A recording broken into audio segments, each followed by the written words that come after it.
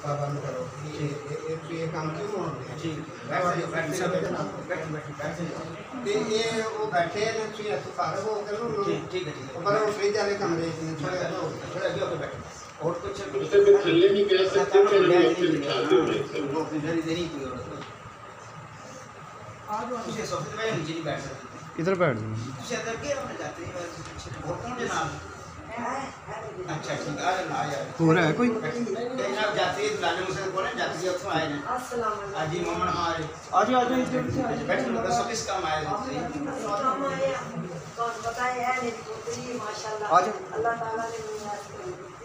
मुझे बहुत दुआ करना बेटा ये जिंदा बड़ी हर वक्त दुआ करो बहुत कहते बच्ची है पोतरी है कहते जिंदगी बड़ी कर दी है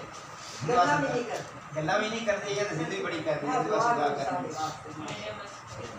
अच्छा और तो और दुकान इसके अलावा रही बस और अच्छा तुझे दसो नौमान सुबानी है बेटा ना तो कहते बड़ा जिद्दी है ਉਹਦੇ ਪੇਪਰ ਨੇ ਦੁਆ ਕਰ ਕਾਮਯਾਬੀ ਹੋ ਜਾਏ ਦੂਜਾ ਆਸਮ ਦਾ ਸ਼ਾਦੀ ਦਾ ਰੁਕਾਵਟ ਆਈ ਪਈ ਉਹਦੇ ਬਾਅਦ ਵੀ ਆਈ ਹੈ ਉਹਦੇ ਵਾਸਤੇ ਦੁਆ ਕਰਨੀ ਹੈ ਇਹ ਕਿਰਨ ਬੀਬੀ ਹੈ ਇਹਦੇ ਬਾਰੇ ਬਹੁਤ ਹੋ ਗਏ ਨੇ ਹੁਣ ਆਪਣੇ ਚੱਚਾ ਕੋਲ ਹੈ ਨਾਲ ਭਾਈ ਇਹਦਾ ਤੇ ਬੜੀ ਪਰੇਸ਼ਾਨ ਰਹਿੰਦੀ ਹੈ ਸਿਹਤ ਵੀ ਠੀਕ ਨਹੀਂ ਉਹ ਸਿਹਤ ਵੀ ਖਰਾਬ ਹੋ ਰਹੀ ਹੈ ਮੁਸਤਕਬਲ ਦਾ ਬਿਹਤਰ ਹੋ ਜਾਏ ਕੋਈ ਬਹੁਤ ਤਕਲੀਫ ਵਿੱਚ ਇਹਦਾ ਭਾਈ ਰਫਾਕਤ ਤੇ ਉਹ ਕੋਕਾ ਕੋਲੀ ਕੰਮ ਕਰਦਾ ਸੀ ਤੇ ਉਹਦੇ ਕਹਿੰਦੇ ਕੈਸ਼ ਦਾ ਰੁਪਿਆ ਤੋਂ ਬਸ ਜੋ ਕੀਤੇ ਔਰ ਕਾਪੜਾ ਦੂਰ ਹੋ ਜਾਣਗੇ ਤੁਸੀਂ ਦੱਸੋ ਇਹਨਾਂ ਦਾ ਬੇਟਾ ਹੈ ਤੇ ਨਾ ਜਵਾਨ ਬੱਚਾ ਹੋ ਗਿਆ ਹੁਣ ਨਸ਼ੇ ਕਰਦਾ ਤੇ ਬੜਾ ਮਾਂ ਨੂੰ ਪਰੇਸ਼ਾਨ ਕਰਦਾ ਬਾਪ ਫੌਤ ਹੋ ਚੁੱਕਿਆ ਹੈ 16 ਸਾਲ ਹੋ ਗਏ ਨੇ ਮਾਂ ਮਜ਼ਦੂਰੀ ਕਰਕੇ ਉਹਨਾਂ ਬੱਚਿਆਂ ਪਾਲਦੀ ਹੁਣ ਬੱਚੇ ਜਵਾਨ ਹੋਏ ਨੇ ਤੇ ਮਾਂ ਨੂੰ ਪਰੇਸ਼ਾਨ ਕਰਦੇ ਅੱਲਾਹ ਤਾਲਾ ਨੂੰ ਹਦਾਇਤ ਦੇ ਦਸਵੇਂ ਰਸਤੇ ਤੇ ਆ ਜਾਣ बेटी मेरी वास्ते ਤੁਸੀਂ ਦੱਸੋ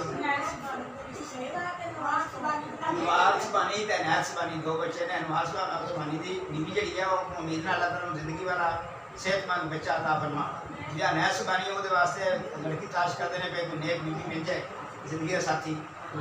ਇਹਦਾ ਬੱਚਾ ਸ਼ਾਕਰ ਸੁਬਾਨੀ ਉਹ ਜਵਾਨ ਹੋਇਆ ਉਹਦਾ ਰਿਸ਼ਤਾ ਨਹੀਂ ਹੈ ਭੈਣਾਂ ਦੀਆਂ ਬੱਚੀਆਂ ਐ ਨੇ ਤੇ ਭੈਣ ਰਾਜ਼ੀ ਨਹੀਂ ਹੈ ਦੇਣ ਵਾਸਤੇ ਤੇ ਤਵੱਜੋ ਹੋ ਜਾਏ ਤੱਕ ਸ਼ਾਕਰ ਸੁਬਾਨੀ ਸ਼ਾਦੀ ਹੋ ਜਾਏ ਕਿਸੇ ਅੱਛੀ ਜਗ੍ਹਾ ਤੇ ਹੋ ਜਾਏ ਸੁਜਾ ਮਾਂ ਦਾ ਸਹਾਰਾ ਬਣ ਜਾਏ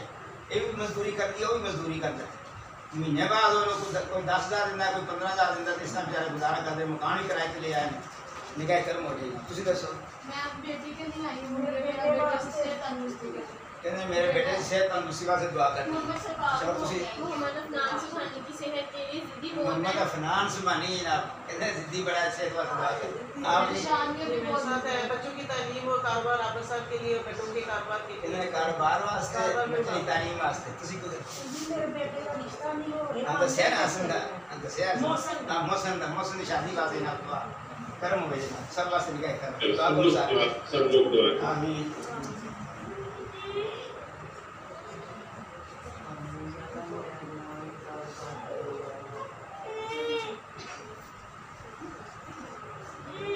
देखो दूधी साथ ठीक है चलो सुन तो साहब बैठे तो बड़ा खा के जाना है याद अपनी देती है